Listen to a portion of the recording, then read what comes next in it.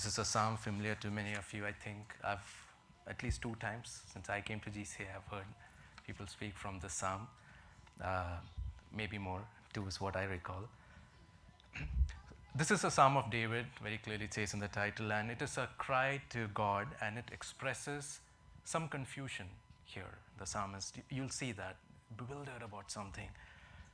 And it's specifically about the suffering that they're going through. The exact circumstances of the suffering, it's not clear here, but there are some clues. If you look at verses 8 and 11, it points to an acknowledgement of sin. So probably there was sin and they are suffering. At least that's what the psalmist thinks.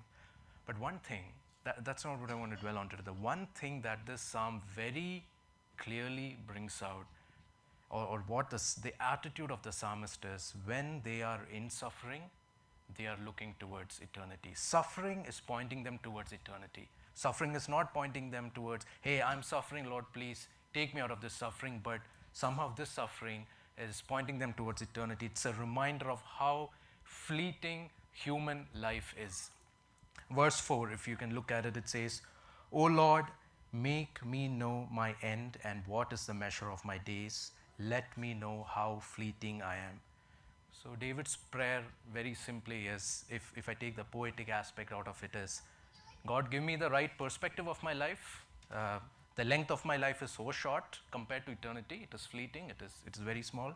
And that's what the Bible really says about life, isn't it? If you look at it, it says, I mean, there are verses where it says life is mist. It's a vapor. It is here today. It goes away tomorrow. And verse 6, if you go to it, it talks about the futility of living a life to amass wealth. It says, surely a man goes about as a shadow, for nothing they are in turmoil. Man heaps up wealth and does not know who will gather. And finally, if you look at verse 12, towards the end of verse 12, it says, my version says, for I am a sojourner with you, a guest like all my fathers. There are translations which say that I'm an alien, I'm a stranger here on earth, which is very similar to what it says in Hebrews 11, right? The chapter, the book on the heroes of faith, a cloud of witnesses, as Brother Simjan likes to address it.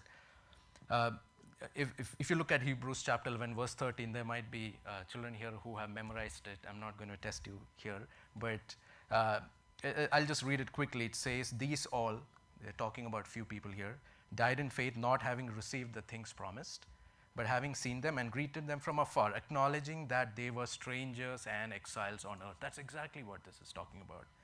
And this verse 13 is specifically addressing somebody in verse 12, and verse 12 is about the one man Abraham, right, from whom was born an entire nation. But again, as verse 13 says, I'm going somewhere with this, so just bear with me. Verse 13 says, he never saw any of these promises fulfilled in his life. He got a son, he saw that promise fulfilled, but being the father of nations, he never saw it in his life. But it was a very clear promise from God. It was not like Abraham went to Canaan and they say, we make you the father of this nation. No, it was not like, it's not like Mahatma Gandhi became the father of the nation. It's not a parallel. He actually had offspring, physical offspring who became a nation, and then the faithful were added to him. He is known as the father of faithful for multiple religions in this world, not just Christians.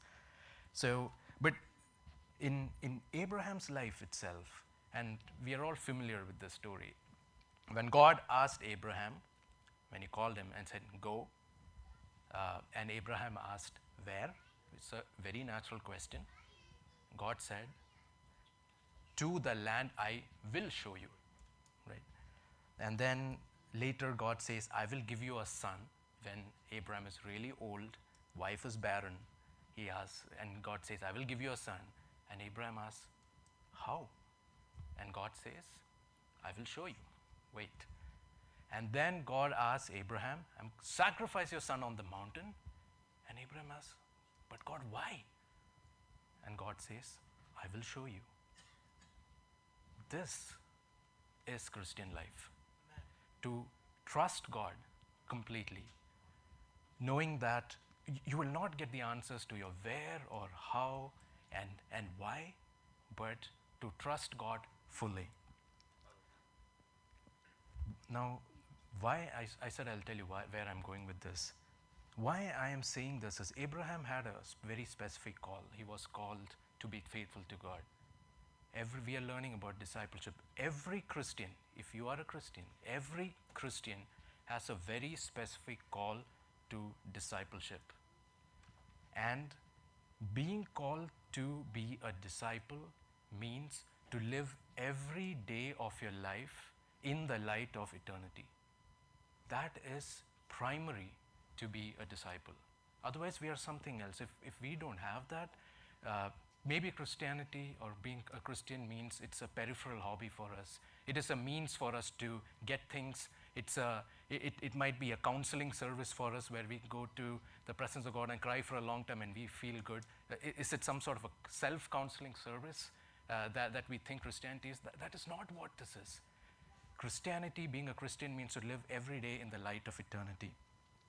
And you might say that, yeah, it's great to stand here and speak about it, but I have real problems in this world, right? What is so? We have to be practical about all of these things. It's very easy to say these things, right? But God's call, when God calls somebody, it's very different from how we call somebody. We've heard this said multiple times that God qualifies the called, right? God does not look at somebody's qualification and then calls him. I'll take Pastor Baiju is renovating his home now. When Pastor Baiju wanted to paint or lay down a carpet, you are not calling somebody and then hoping that because I called him, he'll suddenly become an expert layer of carpets or an expert painter. You're first going to ask him, do you know how to paint? Okay, and then you will fix a price and then you invite him for the job or you give him the job.